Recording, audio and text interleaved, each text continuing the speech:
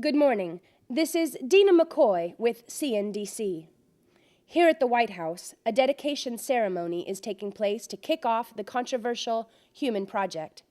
The President is about to offer the official dedication of the competition site on a newly established overlay district.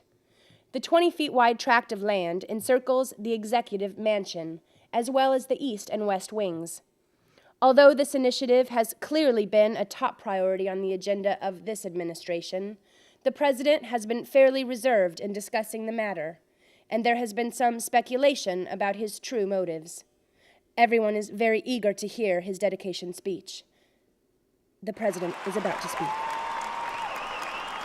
Today we gather on this fertile land in the Potomac River Valley for the dedication of a new initiative in American government and foreign relations. It is my honor to announce the commission of the Human Project, to open the grounds that cradle this historic building behind me to the inspiration and interpretation of the world's most creative minds, so that we may attune our ears and our hearts to the experiences of our fellow human beings. In times that too often find our nation in mourning or consternation, I am afforded a rare sense of joyous but humble pride in presiding over today's ceremonies. What we do here today will serve as a testament to the bond between the American people and as a monument to our role as beacons to people all over the earth. Over 200 years ago, the architect James Hoban, an immigrant from Ireland, won a competition commissioned by President Washington to design the Executive Mansion. In the spirit of that international contest, we celebrate the diversity of our nation and of the world. With a renewed commitment to humanity, we challenge artists and thinkers, builders and composers from every corner of the inhabited earth to grace us with your perspective, to plant your voice, quite literally outside our windows, so that the inhabitants and visitors of the White House and of Washington, D.C. will experience a new context, and thus new opportunities to relate and communicate will be born. We invite you to speak to us, and we will listen. We live in an era of ever-expanding global consciousness, and as part of that awareness, we are charged with the task of finding a balance between the public and the private, between our sense of humanity and our patriotism, our desires and our responsibilities. We find ourselves at the inception of an era of renewed cooperation and universal justice. We look to the future even as we examine the past.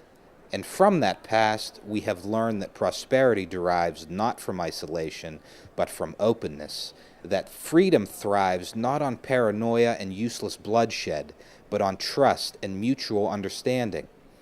We have learned that our own interests are the interests of the world, and that in our commonality, the light of sovereignty glows within us all. That notion, the notion of sovereignty, is not a new one. The idea that each of us is afforded a set of sacred rights is not a new one. These are ancient principles, and they are principles that were embodied in the ideas set forth by our founding fathers as they struggled and sacrificed to realize a new nation on the western shores of the Atlantic. By inviting the people of the world, the citizens not only of America, but all the nations of the earth, to participate in the Human Project, we affirm our belief that the democratic way is the best, the most natural means to resolving our differences. Through the mechanisms of competition, debate, and election, concepts that we as Americans take for granted, we will celebrate the highest achievements of the world's most creative minds right here at the front door of the White House. The power of art is great. The power of symbolism is great. Symbols have the power to open our hearts, to move nations. The arts are a language of symbols, a means to communicate our concerns and desires to one another. No one who hears Handel's Messiah for the first time is ever quite the same again, and I would argue that exposure to the arts makes for a better citizenry and improved civilization. It is on these beliefs that our dedication here rests. There are some who may not see the value in what we do here today, who may not see the benefit to the realization of a spirit of international cooperation.